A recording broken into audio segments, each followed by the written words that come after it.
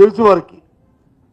జగన్మోహన్ రెడ్డి గారు ఏ ప్రాంతానికి పోయినా రాష్ట్రంలో, రాయలసీమ కానీ, ఇటు ఉత్తరాంధ్ర కానీ, ఇటు కోస్తా కానీ, ఎక్కడికి వెళ్ళినా వేలాది మంది వస్తారనే విషయం తెలుసు. తెలిసినప్పటికి కూడా పోలీసు ప్రభుత్వ యంత్రాంగం నిర్లక్ష్యంగా ఓ దురుద్దేశంతో మరి ఆ భద్రత వైఫల్యం చేయడం అనేది చాలా శోచనీయం. మనం చూసాం సాక్షాత్తు ఆ ప్రాంతంలో ఉన్న పోలీసు అధికారులు అంటారు 1100 మందిని మేము వచ్చి సెక్యూరిటీకి కేటాయింపు చేశామంటారు. మీ ద్వారా ఈ రాష్ట్ర ప్రజానీకాన్ని అందరినీ కూడా రిక్వెస్ట్ చేస్తున్నాను, ఆ విజువల్స్ చూడండి, ఎక్కడ చూడండి, అక్కడ 1100 మంది పోలీసులు, కనీసం 110 మంది అయినా ఉన్నారా చూడండి,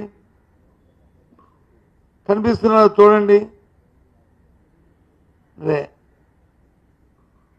ఎందుకు ఈ ప్రభుత్వానికి అంత ఆక్రోశం? ప్రజాస్వామ్యంలోనూ ఎన్నుకోబడిన ప్రభుత్వాలు చట్టబద్ధంగా ఎవరికి స్థాయిలో వారికి ఇవ్వాల్సిన రక్షణ కల్పిస్తూ పరిపాలన చేయవలసిన అవసరాలు ఉన్నాయి, ఆవశ్యకత ఉంది. కానీ ఇవాళ అలా జరగట్లే. ఇక్కడ తిరిగి మళ్ళీ ఎదురు దాడి, ఎదురు కేసులు.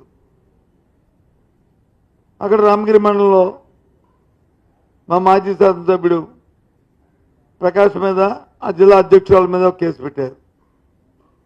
వైఫల్యం వచ్చి వీరిది, కేసు వచ్చి వారిది. సాక్షాత్తు రోజున పోలీసు వారే వాళ్ళ తాలూకా మైకులు ఇచ్చి, సార్ మీకు కార్యక్రమం చెప్పండి సార్ మా మైకులో చెప్పిన నేపథ్యం, పోలీసు చెప్పిన రీతిగా అక్కడ ప్రవర్తించిన తీరు. ఈ ప్రభుత్వం చేస్తున్న అరాచకాలని, వాళ్ళు చేస్తున్న దౌర్జన్యాలకి ఆ ప్రాంతంలో ఉన్న ప్రజలతో కడుపు మండి ఈ ప్రభుత్వం దృశ్యాలను ఎదుర్కోవడానికి మరి జగన్మోహన్ రెడ్డి వస్తే వాళ్ళందరూ ఆయనకి సాదర స్వాగతం చెప్తే కళ్ళు కొట్టి ఇలాంటి కార్యక్రమాలు చేయడం. ఇదేమైనా ఎవరైనా ఆ కేసు పెడతారండి? ఇది అంటే వైఫల్యాన్ని కప్పించుకోవడానికి వచ్చి తిరిగి నాకు నాయకుడి మీద పెడతారా? నాకు ఇప్పుడు టీవీలో చూశాను, ప్రకాష్ రెడ్డి గారు అంట ఆ చుట్టూ బారికేడింగ్స్ వచ్చి సరిగ్గా కట్టలేదంట. వైఫల్యం కట్టలేదన్నప్పుడు మీరు ఇన్ఫార్మ్ చేయాలి కదా. ఇక్కడ సెక్యూరిటీ ఇక్కడ గట్టిగా మీ పార్టీ కార్యకర్తలు తెలియదు, మరి దయచేసి మీ హెలికాప్టర్ ల్యాండ్ అవ్వడానికి వీల్లేదని చెప్పాలి కదా. ఎవరు తప్పండి ఇది? శ్రీ ప్రకాష్ రెడ్డిదా తప్పు? ఏంటిది? ఎక్కడే పోతుంది ప్రభుత్వం? ఈ పరిపాలన ఎప్పుడు ఒకలాగా ఉండదు. ఉదయం అయిపోతే రాత్రి వస్తుంది, రాత్రి వెళ్తే ఉదయం వస్తుంది. ప్రజాస్వామ్యంలో ప్రతి 5 సంవత్సరాలకు ఎన్నికలు జరుగుతుంటాయి. కానీ ఎన్నుకోబడిన పాలకులు ప్రజాస్వామ్యం బద్ధంగా పరిపాలన చేయాలి. చట్టాన్ని చేత్తో తీసుకుంటే చూస్తూ ఊరుకోదు, చట్టాలు ఊరుకోవు, ప్రజలు వచ్చి తిరగబడతారు, ప్రజా విప్లవం వస్తుంది. దయచేసి అలాంటి పరిస్థితులు రాష్ట్రం తావద్దని కోరుతున్నాను. చూసాం మనం ఆ పక్కనున్న శ్రీలంకలో జరిగిన ఉద్యమాలు చూసాం, ఆ పక్కనున్న బెంగాల్లో జరిగిన ఉద్యమాలు చూసాం.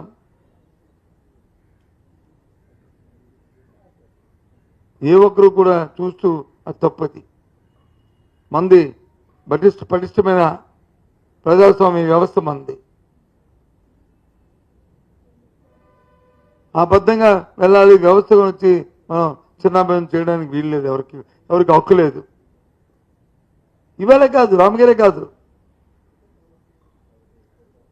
అంతకుముందు నంద్యాల జిల్లా మహానంది అక్కడ, అంతకుముందు గుంటూరు మిచ్చాటికి వెళ్ళారు అక్కడ. ఎక్కడికి వెళ్ళినా మళ్ళీ పైపెచ్చు హెలికాప్టర్కి వచ్చేది హెలికాప్టర్ ఏ విధంగా ఎగిరింది అని అడుగుతున్నారు, పైకి లేచింది అడుగుతున్నారు.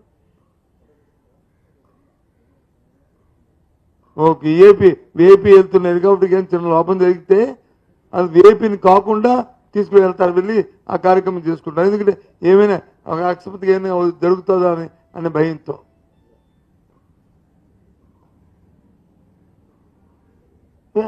అమ్మ తెంగెత్తిగా లేదా?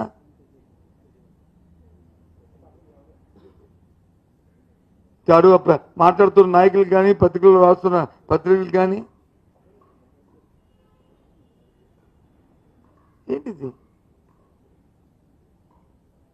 ఏ ఒక్కరికి కూడా ఇలాంటి పరిస్థితులు ఇలాంటివి రాకూడదని కోరుకుంటున్నాం. ఇలాంటి సంఘటన తీవ్రంగా ఖండిస్తున్నాం.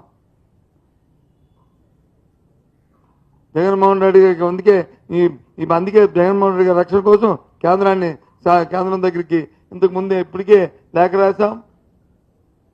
మళ్ళీ అవసరమైతే ప్రత్యక్షంగా పోయి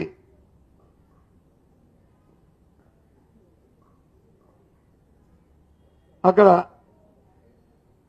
ఉన్న హోంమంత్రిత్వ శాఖని అవసరమైతే ప్రధానమంత్రిని కూడా కలిసి దీని మీద ఆయన రక్షణ కోసం డిమాండ్ చేయదలుచుకున్నాం.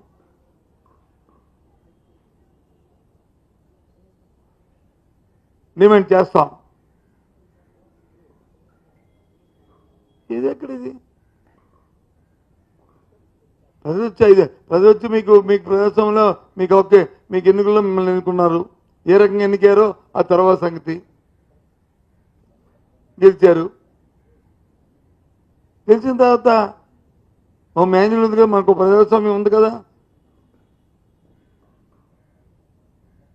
దాని ప్రకారం మీరు పాలన చేయాలి కదా, ఆ రాజ్యాంగం ప్రకారం మీరు నడవాలి కదా, ఆ చట్టాలు మనం తయారు చేసిన చట్టాల ప్రకారం మనం వెళ్ళాలి కదా. ఎందుకు వెళ్ళట్లేదు? ఎందుకు చేయట్లేదు? అంతేకాదు వాళ్ళ భాష కూడా, వాళ్ళ ద్వారా పార్లమెంటరీ నాయకుడు నాకు కూడా ఇంతకుముందు మంచి స్నేహితుడు.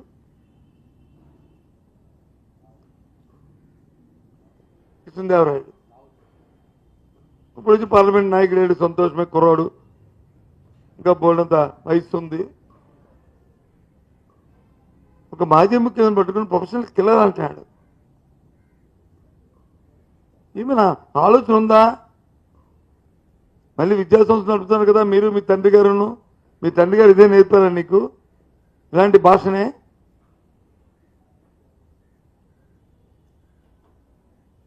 అంటే నాయకుడి మీద వచ్చి కేసులు ఉంటే ప్రొఫెసర్, మరి చంద్రబాబు నాయుడు గారి మీద కేసులు లేవా?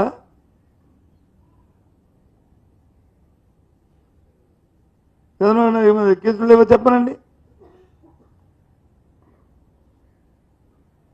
మరి ఆయన కాదా? ఆయన కూడా అదేనా? ఏంటి మాటలు? నోటికి అదుపు ఉండాలి. పరిపాలన వచ్చి గాలి కుదిరిశారు. ఎంతసేపు డైవర్షన్ పాలిటిక్స్. ఏ వర్గం కూడా ఇవాళ సుఖంగా సంతోషంగా లేదు.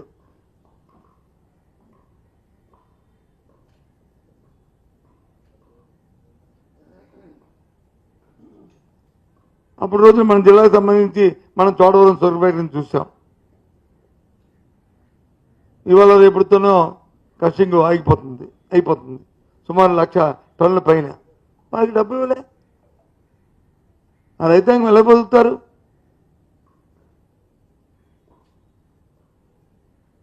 రాష్ట్రంలో కూలి చేసుకుని 5 రూపాయలు వస్తే తప్ప, ఆ కూలి డబ్బులు వస్తే తప్ప 5,000 నోట్లకి వెళ్ళని పరిస్థితి ఈ రాష్ట్రంలో చాలా మంది పేద ప్రధానికి ఉంది. దాన్ని దృష్టిలో పెట్టుకుని పనిహార పథకం, ఓ పథకాన్ని కేంద్రం ఆనాటి మన్మోహన్ సింగ్ ప్రభుత్వం పెట్టింది. అది అప్పటి నుంచి ఇప్పటి వరకు కూడా జరుగుతుంది.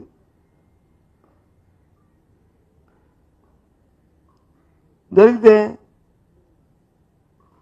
ఇప్పుడు 75 రోజులు అయింది. వాళ్ళకి వచ్చి వేతనాలు లేవు. మరి ఏ రకంగా పని వాళ్ళ జీవితాలు వచ్చి కొనసాగుతాయి? ఏ రకంగా కొనసాగుతాయి చెప్పండి. వాళ్ళకి రోజు ఎలా గడుస్తుంది? ఆకలి తలం నుంచి వారు కూడా ఆకలి చావులకై కోరుకుంటున్నారు ఈ ప్రభుత్వం. ఎందుకోసం ఇవ్వట్లేదు? ఎప్పుడు ఇస్తారు? ఇవ్వాలని డిమాండ్ చేస్తున్నాం.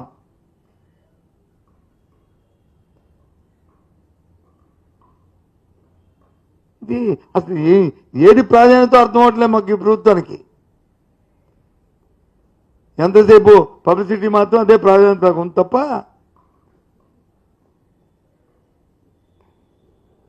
ఆలోచన లేకుండా ఈ కార్యక్రమం చేస్తున్నారు. I'm sorry. ఏదో గొప్పగా జనం నుంచి మోసం చేస్తాం, మాకు మేము మోసంలో తిట్ట, మేము అబద్ధాలు చెప్పినా 10 అబద్ధాలు చెప్పినా పెళ్లి చేయాలన్న సామెతలకు 100 అబద్ధాలు చెప్పి అధికారంలోకి వస్తే చాలు,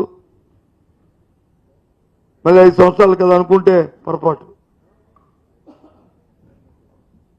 జనం పడుతున్న ఇబ్బందులు కానీ ఆక్రోశాలు కానీ మీరు చేస్తున్న అరాచకమైన ఈ చట్ట వ్యతిరేకమైన ఈ చర్యలు కానీ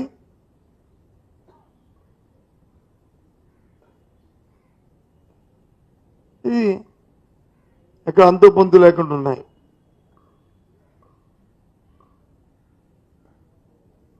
అందుకే మేము ముందుకు వచ్చాం. జగన్మోహన్ రెడ్డి గారి పద్ధతి పట్ల మాకు ఆందోళన ఉంది. చట్టపరంగా ఆయనకి ఇవ్వాల్సిన పద్ధతిని ఇవ్వాలి. ప్రజాదరణ నాయకుడికి ఇవ్వాల్సిన ఏదైతే రక్షణ ఉందో ఆ రక్షణ కొనసాగించాలి అని ప్రభుత్వాన్ని డిమాండ్ చేస్తున్నాం. జరిగిన పరిణామాలను ఖండిస్తున్నాం.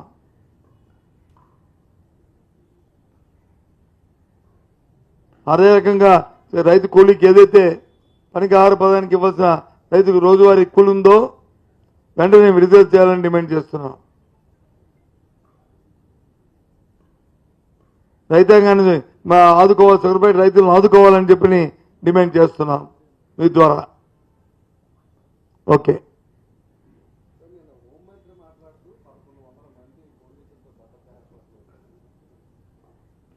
ఇప్పుడు చెప్పాను కదండి, 11 మందిలో భద్రత ఏర్పాటు చేస్తే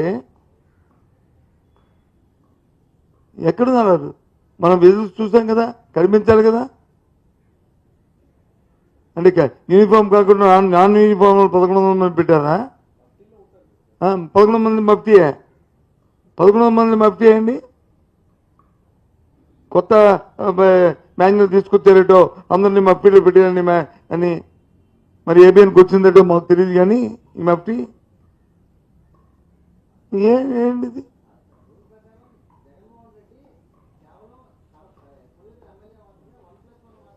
ఇవ్వని అవును, మాజీ మాత్రం ఇవ్వాలి అంతే. కాదని ఎవరన్నారు? మేము మాత్రం ఏమన్నాం? మేము మాజీ హోదా మాట్లాడుతున్నాం. మేమేమి డైవర్షన్ అనలేదే. మాజీ సీఎం హోదాకి ప్రజాదరణ నాయకుడు ప్రజలు వస్తుంటే అంటే ఇఫ్ యూ డోంట్ మైండ్ ఏమనుకోవద్దు, దీనికి లింక్ పెట్టి కంపేర్ చేస్తాను అనుకోవద్దు. ఆఫ్టర్ ఆల్ ఏమీ లేదు, సెలబ్రిటీకి ఓ 1000 మంది వస్తానంటే ఎంత అడవిడి చేస్తారండి పోలీసు? ఒక మాజీ ముఖ్యమంత్రి, ఒక ప్రజాదరణ నాయకుడు వేలాది మంది వచ్చి ఆయన వస్తానని మీకు ఇన్ఫర్మేషన్ ఉన్నప్పుడు ఇంతకుముందు వారం 10 రోజులు 4 రోజులు 2 నెలల కింద వచ్చినప్పుడు వచ్చి ప్రజలు ఏ రకంగా చూస్తున్నప్పుడు ఏ రకమైన చర్యలు తీసుకోవాలండి? ఏ రకంగా ప్రభుత్వం అప్రమత్తంగా ఉండాలండి? ఆలోచన చేయండి. ఆ ప్రాణం ఈ ప్రాణం ఒకటి కాదా? అంటే మీ దురుద్దేశం, మీ ఆలోచన విధానం ఏ రకంగా ఉన్నదో తాత్కాలమవుతుంది. పోలీసు మీద దాడి చేసి ఎక్కడిపోతారండి? 11 మంది పోలీసులు, 1100 మంది కాదు దాడి చేసుకోనండి. ఏంటిది?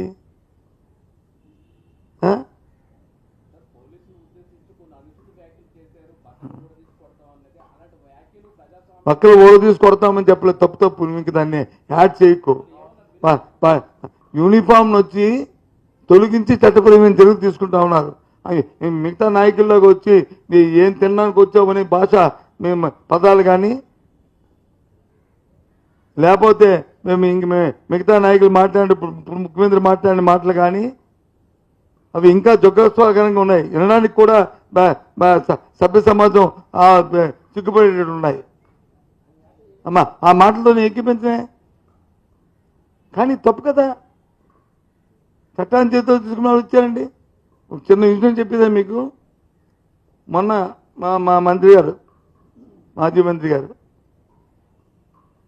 ఆయన ఊర్లో ఇది అభివృద్ధి అత్తిరి హెడ్ క్వార్టర్స్లో మండల ఎలక్షన్ జరిగింది.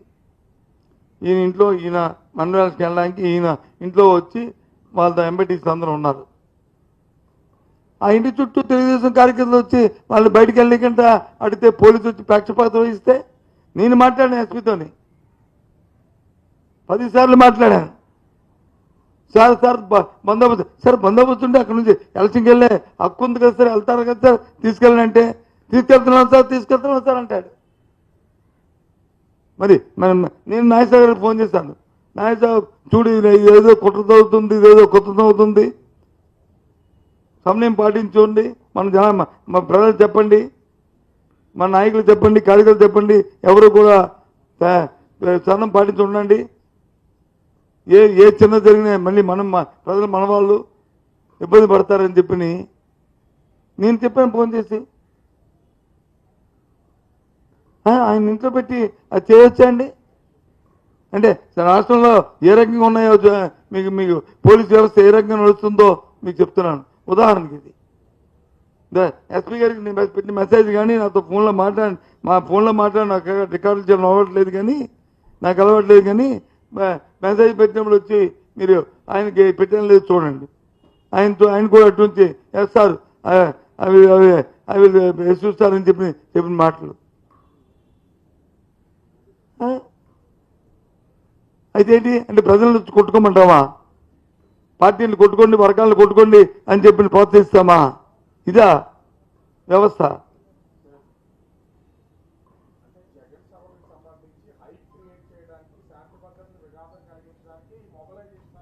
ఎవరండి మొబిలైజేషను?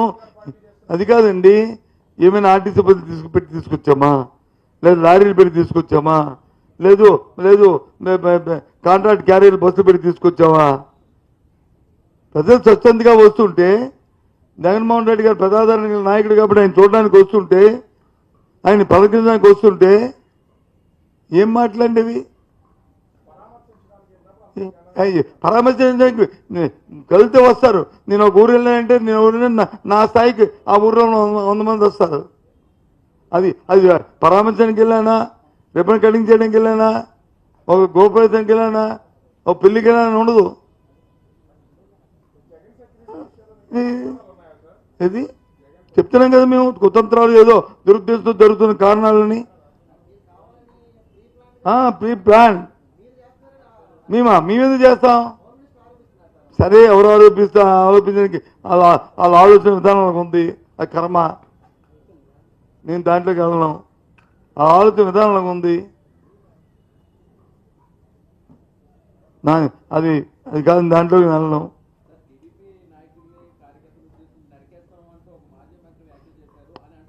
ఇగో ఒకటి వింటారా నా మాట అండి. మీ మాజీ మంత్రి నా పక్కనే ఉన్నారు ఏంటి, ఆ మీటింగ్లో నేను కూడా ఉన్నాను. ఐ వాజ్ దేర్, నేను కూడా ఉన్నాను. ఆయన ఏం చెప్పారు? ఇప్పుడు జరుగుతున్న అరాచకాలు ఇవన్నీ చూస్తుంటే త్వరలో మా ప్రభుత్వం వస్తుంది, వస్తే మన తాలూకా రాష్ట్రం తాలూకా సినారియో వేరు, కల్చర్ వేరు, ఆలోచన విధానం వేరు. గుంటూరు నుంచి శ్రీకాకుళం వరకు సౌమ్యంగా ఉంటారు. మాజీ మంత్రి ఇంటి మీదకి వచ్చి ఆపుతుంటుంటే రేపు ఏం చేస్తారు? బయటకు రానిపోతే వాళ్ళు ఊరుకుంటారా? చూస్తూ ఇలాంటి పరిస్థితులు రానివద్దు. అలాగే ఆ పై ప్రాంతంలో కొద్దిగా ప్రవేశించుకుంటారు, ఇంకా అక్కడ వచ్చి ఇంకా లేనిపోయి ఇవి జరుగుతాయి. అలాంటి సాంప్రదాయాలు తీసుకురావద్దు ఈ రాష్ట్రంలోనూ దయచేసి నేను ఉన్నాను స్టేజ్ మీద సార్, నేను ఉన్నాను, చూసుకోండి.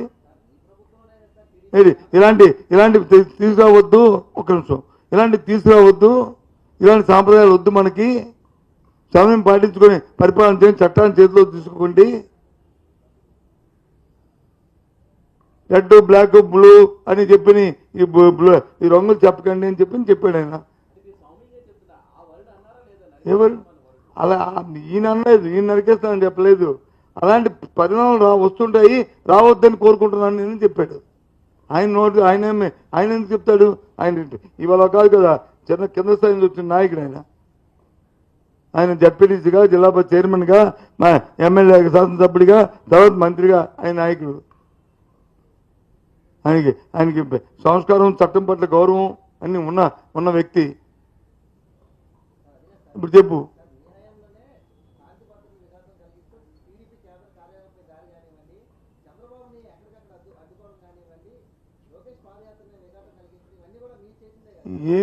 మేమంటుంది ఏంటంటే మేము ఇటువంటి రకమైన కార్యక్రమాలు ఎప్పుడు చేయలే.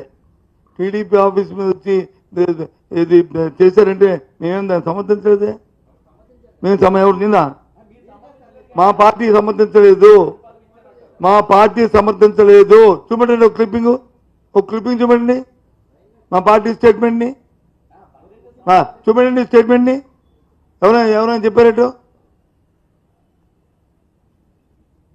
ఎవరు చెప్పారు? చూపండి. ఎప్పుడు కూడా ఇలాంటి వాటిని సమర్థించే సమస్య లేదు. ఏంటి వాళ్ళ అండంగా ఏముంది? నీ మీద బురదల్లడం ఇంకేముంది? బురదల్లడం వేరు, జరిగిన పరిస్థితి పరిణామాలు వేరు. తర్వాత దాన్ని జోగి రమేష్ మంత్రి పరిస్తారా? ఏమో అలా ఆపాదిస్తే దాన్ని మేము దాని సమాధానం చెప్పాలా? ఏంటి అదొక పెద్ద ఏదో యుద్ధము, దాన్ని ఏదో ఒక స్వాతంత్ర సమరంలో వచ్చి ఎన్నో యుద్ధాలు జరిగాయి కదా బ్రిటిష్ వాళ్ళకి, మన రాజులకి, మన విజయనగరం పప్పుల యుద్ధంలాగా. ఆ యుద్ధంలాగా వచ్చాను వీరుడు, అందుకని ఇచ్చారండి. అవును నవ్వుతాడు అన్న, నేను కాదు తాండ్ర పాపారాయుడు అందుకు ఇచ్చారండి. ఆయనకున్న ఈక్వేషన్స్లోనూ అప్పుడున్న రాజకీయ పరిస్థితుల్లోనూ ఆయన బలహీన వర్గాలకు చెందిన వ్యక్తి. ఆ జిల్లాలో ఉన్న, ఆ ప్రాంతంలో ఉన్న ఓ శాసనసభ్యుడు. ఆయనకి ఇవ్వాలని ఆ రోజున ఇవి ఇచ్చారు. అంతేగాని తాండ్రబాబు ఇచ్చారా?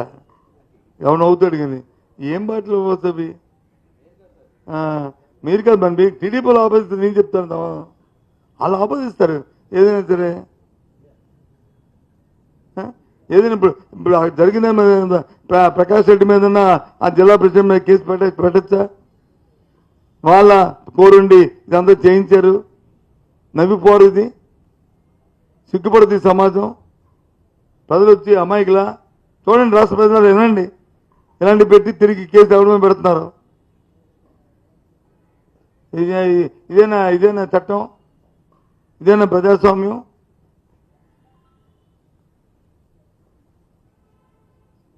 అందుకే మేము డిమాండ్ చేస్తున్నాం. ఆ రోజు చెప్పాం, మిర్చిలో వెళ్ళినప్పుడు వచ్చి ఏం జరిగిందో ఆ రోజు వైఫల్యం గురించి. మళ్ళీ సేమ్ రిపీట్ అయింది నంద్యాల వెళ్ళినప్పుడు, మళ్ళీ రిపీట్ అయింది మళ్ళీ నిన్న. ఏంటిది?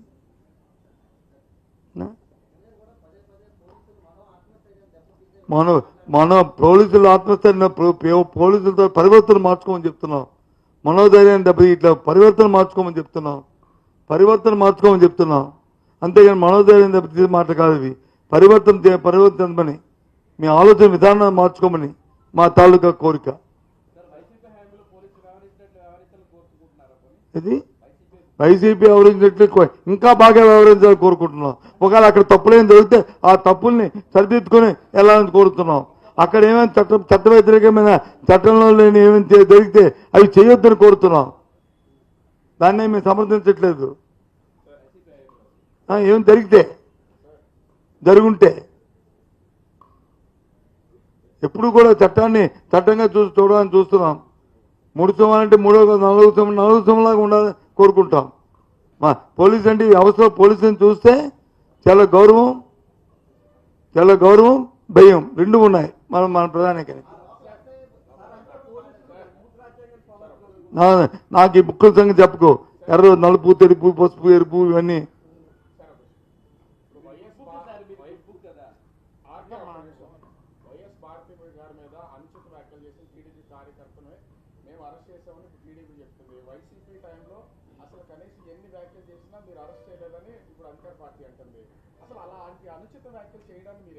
అనుచిత వ్యాఖ్యలు ఎవరు చేసినా సరే తప్పది. ఆ రోజు చంద్రబాబు నాయుడు గారు వచ్చి బాధపడి ఆయన దుఃఖించిన పరిస్థితుల్లోనూ ఆ రోజు మేము తప్పని చెప్పాం. ఎస్ నో ఇక్కడే చెప్పాను, ప్రెస్ మీట్లో రాష్ట్రం చెప్పాం. ఎవరు అనలేదు, అదేం రికార్డెడ్గా అనలేదు ఎవరును. ఎవరైనా ఏదైనా వెనకాల వచ్చి పాసింగ్ రిమార్క్ నోటుతో అంటే అది తప్పు, దాన్ని ఖండిస్తున్నాం, దీన్ని సమర్థించే సమస్య అని చెప్పాం ఆ రోజు. నీకు అర్థమవుతుందమ్మా, అది పాసింగ్ రిమార్క్. నువ్వు వెళ్ళిపోతుంటే నిన్నేదో అన్నాడని. ఆ రోజు ఏం జరిగింది, వెళ్తుంటుంటే ఆ సభలో వచ్చి మామూలుగా వాళ్ళు వచ్చి ఏదో అన్నారని చెప్పేసి అనేది అభియోగం. రికార్డుల్లో కానీ లేకపోతే నేను చేయి చూమెత్తి కానీ లేకపోతే నీతో వచ్చి వాదించి కానీ ఎవరు అనలే. అయినప్పుడు కూడా తప్పని చెప్పాం. ఎవరో వింటున్నప్పుడు ఆయన ఏది ఇప్పుడు ఈయన తాలూకు ప్రెస్ మీట్ చూసిన తర్వాత అయ్యా అంత జరగకూడదు అది అలాంటి మాటలని చెప్పి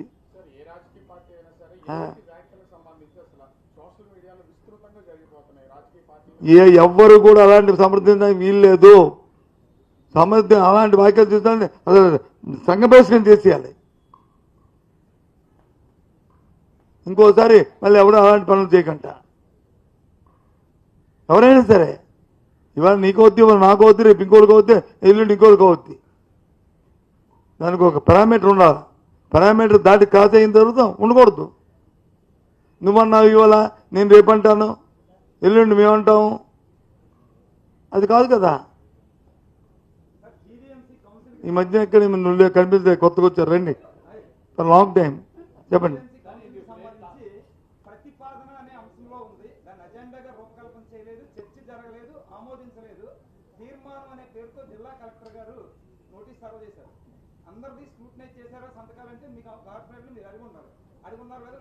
అడగలేదు.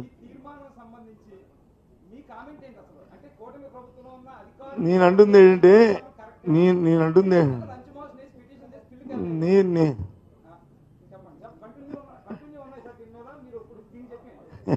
నన్ను చెప్తే నన్ను మా ఉద్దేశం ఏంటంటే మేము ప్రజాస్వామ్యబద్ధంగా చట్టబద్ధంగా మున్సిపల్ మాన్యువల్ ప్రకారం ఎన్నిక జరగాలని కోరుకుంటున్నాం. అయితే ప్రభుత్వం చేస్తుందని నమ్మకం అయితే మాకు లేదు. లేనప్పటికీ కూడా అయినా ఉంటుందేటో నాకు ఆశతో, ఒక ఆలోచనతో, ఆల్వేజ్ పాజిటివ్ థింకింగ్తో మేము దీన్ని ఎదుర్కోవడానికే మేము ప్రయత్నం చేస్తున్నాం. ఆ రోజు వచ్చి 74 మంది అటెండ్ అవ్వాలి. ఎందుకంటే 2/3 కాబట్టి 74 మంది వాళ్ళ సంఖ్యాబలం లేదు. అందుకే 4 రోజుల టైం ఉందని ఆఖరి రోజు ఇచ్చారు. సరే మీరు చెప్పినట్టుగా ఈ అవకతవకలు జరిగితే ప్రజాస్వామ్యంలో కాలమే చెప్తుంది సమాధానం, చెప్తుంది. టీడీపీ వాళ్ళు ఎక్కడికి వెళ్ళారు ముందు చెప్పి ఇది అడుగు. సార్ టీడీపీ వాళ్ళు ఇక్కడికి వెళ్ళారండి, మీరు ఎక్కడికి వెళ్ళని అడగాలి కదా. నువ్వు న్యాయంగా అయితే నువ్వు చెప్పు. ఇది మళ్ళీ మళ్ళీ మళ్ళీ రిపీట్ చేయి, అప్పుడు అడుగుతా చెప్తాను. నువ్వు చెప్పు, నువ్వు మళ్ళీ రిపీట్ చేయి, అప్పుడు చెప్తాను.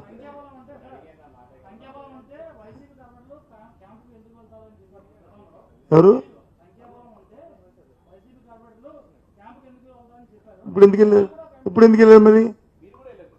మేము ముందే చెప్పాం కదా దుస్తులు దూరంగా ఉండాలని.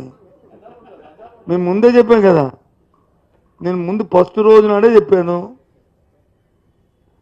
కాబట్టి దూరంగా ఉండాలని వెళ్ళామని చెప్పాను. I admitted, I accepted. ముందు ఈ సంగతి అడుగు చెప్పు. చెప్పు. తెలుగుదేశం పార్టీ కార్యకర్తకు సంబంధించిన వాళ్ళు ఇక్కడికి వెళ్ళారండి, మీ వాళ్ళు ఎక్కడికి వెళ్ళారని అడుగు. ఆ మాటను అనకంట మేనేజ్ ఉన్నారండి, భీముల్లో ఉన్నారండి, నోటలు ఉన్నారండి, ఎందుకు ఈ మాట అన్నాకేమి?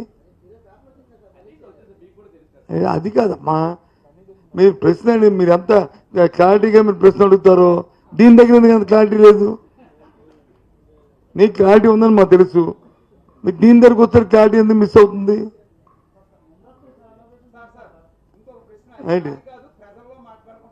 ఎక్కడదేం పర్వాలేదు.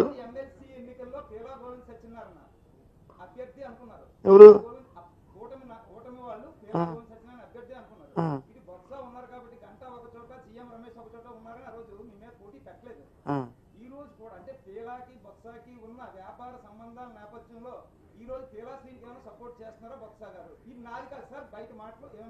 బయట నన్ను అడిగితే మరి నువ్వు నన్ను ఎందుకు కొడుతుంది?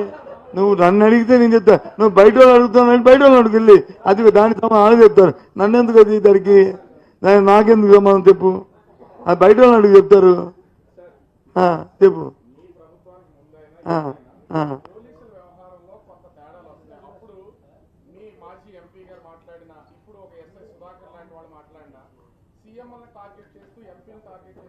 ఫ్యాషన్ అయిపోయిందండి, ఫ్యాషన్ అయిపోయిందండి, ఫ్యాషన్ అయిపోయింది, ఫ్యాషన్ అయిపోయింది. ఏ ప్రభుత్వంలో అయినా ఎవరైనా మాటలు మాట్లాడినప్పుడు వాళ్ళు మాన్యువల్ ప్రకారం ముందు చర్య తీసుకుంటే ఇంకోసారి ఇంకోటి మాట్లాడు. ఎవరైనా చెప్తాను సరే నేను సమర్థించట్లేదు, నేను ఏది కూడా సమర్థించను, తప్పు తప్పే. ఈ ప్రభుత్వం చేసింది కదా, ఈ ప్రభుత్వం చేస్తామని కూడా నేను సంబంధించాను. నాగేశ్వర గారు కూడా చెప్పింది ఏంటి, మీరు అలా చేసి ఈ రకమైన ఆలోచనలు రావచ్చు, వద్దు అలాంటి ప్రక్రియ కానివద్దు అని చెప్పింది ఆయన. ప్రమాదం ఉంది, ఇలాంటి ప్రమాదాలు రాబోయే కాలంలో జరిగే ప్రమాదాలు ఉన్నాయని చెప్పారు. అది దానికి అంతేగాని ఆయన కొడితే నేను కొడతానంటే అది ఎలాగొద్ది? ప్రజలు దేనికి? ప్రజాస్వామ్య పద్ధతులు అవి. అయినా సరే మళ్ళీ చెప్తున్నాను, ఇప్పుడు చెప్పిన 3 అంశాలు. ఒకటి, జగన్మోహన్ రెడ్డి గారు మాజీ ముఖ్యమంత్రి గారికి ఇవ్వాల్సిన పద్ధతిని చట్టబద్ధంగా ఆయనకి అది కల్పించాలి, ఎక్కడ ఏ విధమైన ఆటంకం లేకుండా చూడాలి, ప్రభుత్వం ఆలోచన ధోరణి మార్చుకోవాలి, ఇటువంటి వైఫల్యాలు మళ్ళీ జరగకూడదనేది మా డిమాండ్. దీని మీద కేంద్రానికి ఇప్పటికే లేఖ రాశాం, హోమ్ మినిస్ట్రీకి. అవసరం అనుకుంటే ప్రత్యక్షంగా వెళ్ళి కలిసి కూడా వాళ్ళని డిమాండ్ చేస్తాం. ఇక రెండో విషయం, మన ప్రాంతంలో ఉన్న ఏకైక షుగర్ ఫ్యాక్టరీ చూడడం, షుగర్ ఫ్యాక్టరీ ఇవాళ రేపడుతున్న క్రషింగ్ అవుతుంది. వాళ్ళకి ఇంకా ఆ రైతులకు వచ్చి చెరుకు డబ్బులు వచ్చి ₹1 కూడా ఇవ్వలేదు. 3 కోట్లు 4 కోట్లు చెరుకు అమ్మిన డబ్బులు ఇచ్చారు. మా ఎంప్లాయీస్కి జీతాలు కూడా ఇవ్వలేదు. ఇవ్వాలని వెంటనే తక్షణమే ప్రభుత్వం ఇంటర్వ్యూ అయి ఆ జీతాలు ఆ షుగర్ ఫ్యాక్టరీ రైతులకు ఇవ్వాల్సిన బకాయిలు చెల్లించాలని డిమాండ్ చేస్తున్నాం. ఇక మూడో అంశం, ఏదైతే పేదవాడికి 5,000 కూలి చేస్తే కానీ డొక్కాడితే కానీ డొక్కలేని పరిస్థితి ఉన్న పేదవాడి తాలూకా ఆకలికి ఇస్తున్నా పనికి 6 పథకానికి ఇచ్చిన రోజువారీ కూలి చరిత్రలో ఎప్పుడు లేనట్టుగా, చట్టం పెట్టిన దగ్గర నుంచి ఇప్పటికి చరిత్రలు లేనట్టుగా 75 రోజుల వరకు వాటికి కూలి ఇవ్వలేదు. ఇది చాలా దురదృష్టకరం. పేదవాడి ఆకలితో కార్యక్రమాలు రాజకీయాలు చేయడం తప్పు.